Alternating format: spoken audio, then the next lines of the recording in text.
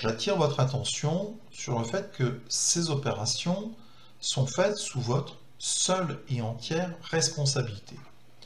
En effet, elles vont engendrer une perte passagère du Wi-Fi, non seulement pour vous, mais aussi pour tous les autres usagers du réseau Wi-Fi que vous êtes en train de modifier. Cette perte passagère est normale, mais il faut en être conscient, et notamment il faut avoir pris ces précautions.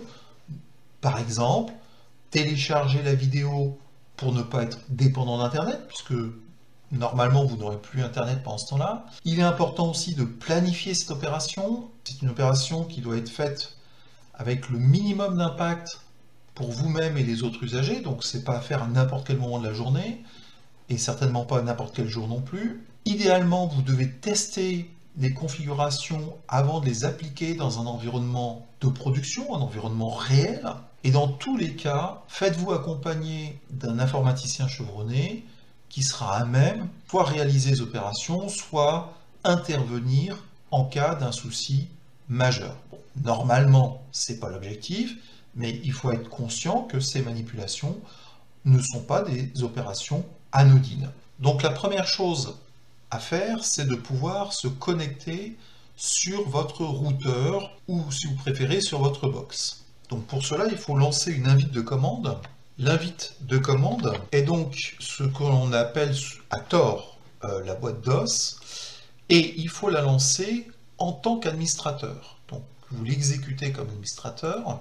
Il est essentiel de connaître l'adresse IP de votre routeur. L'adresse IP est un identifiant qui est constitué de chiffres séparés par des points. Chaque ordinateur dispose de son adresse IP sur un réseau, mais le routeur dispose elle aussi d'une adresse IP. Donc pour connaître l'adresse IP, eh bien, dans l'invite de commande, vous tapez les lettres ipconfig et vous faites entrer. Alors comme ici, vous risquez d'avoir effectivement plusieurs résultats, mais vous verrez que la plupart sont indiqués comme étant déconnectés. Et il vous reste, par exemple, ici, deux connexions différentes. Je ne sais pas a priori quelle est la connexion de mon Wi-Fi. Toutefois, ce qui me donne une indication, c'est la présence ici d'une adresse IP pour une passerelle par défaut.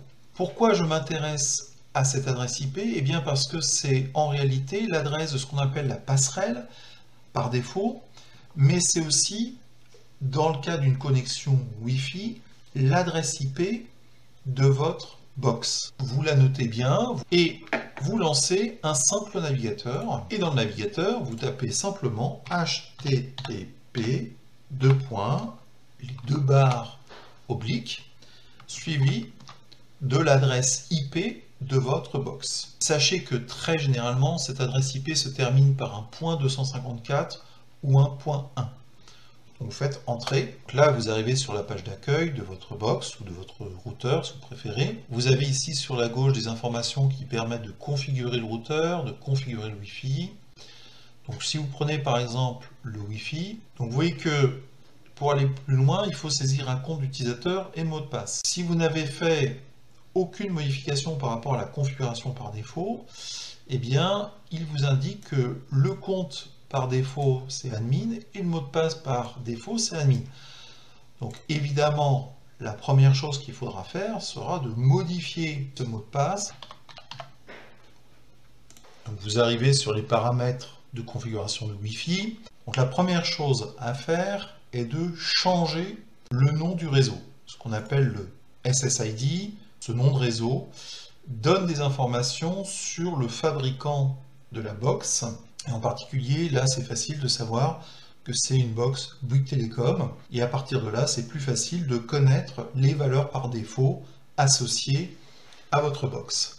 Donc, mettez un nom qui n'est pas celui de votre entreprise. Ne donnez pas non plus votre nom personnel, mais changez ce nom et indiquez que, par exemple, mettre simplement Wi-Fi 025, il y a peu de chances qu'il existe un autre réseau Wi-Fi qui porte le même nom. Donc c'est bien générer un peu comme ça des codes aléatoires. Et vous faites valider. Le fait d'avoir changé le nom du réseau vous a obligatoirement déconnecté de votre ancien réseau avec l'ancien nom. Donc ça signifie que vous devez vous reconnecter, donc à la fois votre ordinateur sur lequel vous êtes en train de travailler, mais aussi d'autres ordinateurs qui étaient déjà connectés avec ce réseau. Donc c'est le genre de manipulation qu'il vaut mieux prévoir, planifier, ne le faites pas à l'impromptu entre midi et 2. Donc vous êtes obligé de vous reconnecter sur ce Wi-Fi 025. Donc vous le voyez bien apparaître ici. Vous demandez à vous connecter. Bien évidemment, vous redonnez la clé réseau, qui elle n'a pas changé pour l'instant. Voilà. Et vous êtes bien à nouveau connecté à Wi-Fi 025, qui est maintenant votre réseau. Vous pouvez cliquer sur l'onglet Sécurité, et là vous avez la possibilité de cacher l'identifiant du réseau. Alors, l'intérêt de cacher l'identifiant, ça évite de diffuser donc cet identifiant sur les ondes Wi-Fi, et donc ça permet d'éviter d'alerter les pirates de l'existence de votre réseau. Idéalement, il vaudrait mieux le cacher. Si vous pensez que c'est acceptable, ne cachez pas le SSID. Par contre, ce qui est important, c'est de décider quel est le chiffrage que vous allez autoriser. Alors, vous voyez qu'ici, par défaut, le chiffrage est fait en WPA, WPA2. Donc, WPA voulant dire Wi-Fi Protected Access. Autrement dit, accès protégé Wi-Fi.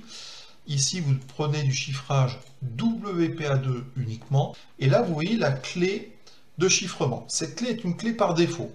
Donc, vous avez la possibilité de demander à générer une nouvelle clé. Si vous n'avez pas la possibilité de générer une nouvelle clé, sachez que sur Internet, vous trouverez des générateurs de clés pour le Wi-Fi facilement. Donc là, ici, vous faites générer une clé. Donc voilà la nouvelle clé. Vous avez intérêt de la copier. Rappelez-vous que vous pouvez utiliser un logiciel comme KeePass qui vous permet de stocker de manière sécurisée vos mots de passe. Et donc vous voyez enfin la possibilité d'activer ou de désactiver le WPS. Moi je vous invite fortement à le désactiver. C'est sûr que c'est une facilité, mais c'est aussi un sacré danger, puisque encore une fois, une personne qui a un accès physique peut du coup se connecter sans connaître le contenu de cette clé. Et vous cliquez sur Valider. Le fait d'avoir changé la clé ou d'avoir changé la méthode de chiffrement va vous faire perdre votre connexion. Si vous ne réussissez pas à vous reconnecter, vous faites un clic droit sur le nom de votre connexion et vous dites « Oubliez ce réseau ». Ça permet de réinitialiser votre connexion en réalité. Et donc ici, vous pouvez maintenant vous connecter à nouveau en indiquant simplement la clé. Faites oui et vous êtes à nouveau connecté. Ça, ce sont vraiment les paramètres de base de la sécurité du Wi-Fi. Il en existe d'autres, notamment ce qu'on appelle le filtrage d'adresse MAC, mais qui sera vu dans une autre vidéo, car ce sont des paramètres très avancés.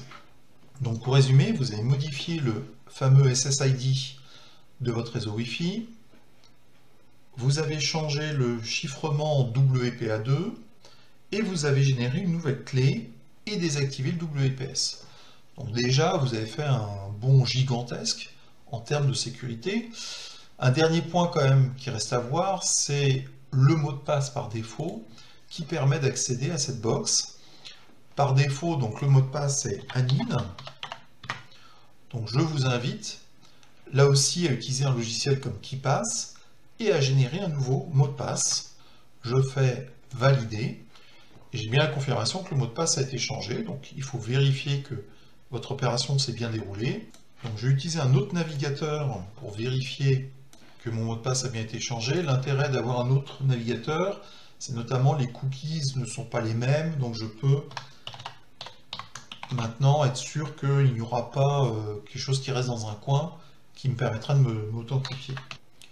Ici, si je demande par exemple de me connecter avec le compte admin et le mot de passe admin, je vais avoir un refus. Si maintenant je mets le compte admin et le nouveau mot de passe, je fais valider, je me retrouve bien avec la possibilité de changer la configuration de mon réseau.